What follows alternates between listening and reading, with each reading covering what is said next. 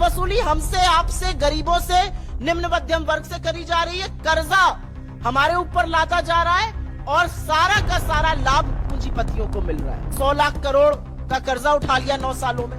और दूसरा एक है जो ये कहेंगे और कहते कहते थकते नहीं है, टैक्स कलेक्शन भी तिगुना हो गया, टैक्स कलेक्शन भी तिगुना हो गया। इससे ज्यादा वाहियात, इससे ज्यादा बड़ा कुतर्क और इससे ज्यादा नैतिक दिवालियापन का कोई और बयान और शर्मिंदगी का ये सरकार दे नहीं सकती। तो जो 50% सबसे निचला तबका है वो जीएसटी कलेक्शन का 64% पैसा दे रहा है। मध्यम वर्ग 40% जीएसटी का पैसा दे रहा है। लेकिन क्या आप ये सुनकर भौचक्के रह जाएंगे कि जो 10% लोग जिनके हाथ में हिंदुस्तान के 80% संसाधन और संपत्ति है, वो मात्र 3 से 4% समूचे जीएसटी कलेक्शन का पैसा दे रहे हैं। आटा, दही, दवाई, पढ़ाई, इन सब पर जीएसटी लगाकर जो वसूली सरकार कर रही है, उसका खामियाजा तो गरीब आदमी को भुगतना पड़ रहा है, उसका खामियाजा तो मिडिल क्लास को भुगतना पड़ रहा है। धन्ना सेठ तो सब मस्त है, वसूली तो आप ही की जेबों से हो रही है,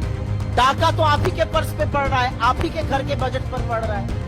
इस देश में अगर परचेजिंग पावर ऑफ रुपी की पैरिटी से देखा जाए तो सबसे महंगी दुनिया की रसोई गैस भारत में बिक रही है। तीसरा सबसे महंगा पेट्रोल भारत में बिक रहा है। 8वां सबसे महंगा डीजल भारत में बिक रहा है। तो भैया अच्छे दिन किसके आए? कहाँ है वो मायावी अच्छे दिन जो आ ही नहीं पाए? कर्जे के तले हम दबे हैं, महंगाई से हम त्रस्त हैं, लगातार पेट्रोल, डीजल, एलपीजी के दामों को बढ़ाया जा रहा है। कि जो टैक्स वसूली हो रही है उसका प्रभाव आम आदमी पर पड़ रहा है, उसका प्रभाव मोदी जी के मित्र मंडली पर नहीं पड़ रहा है, धन्ना सेठों पर नहीं पड़ रहा है।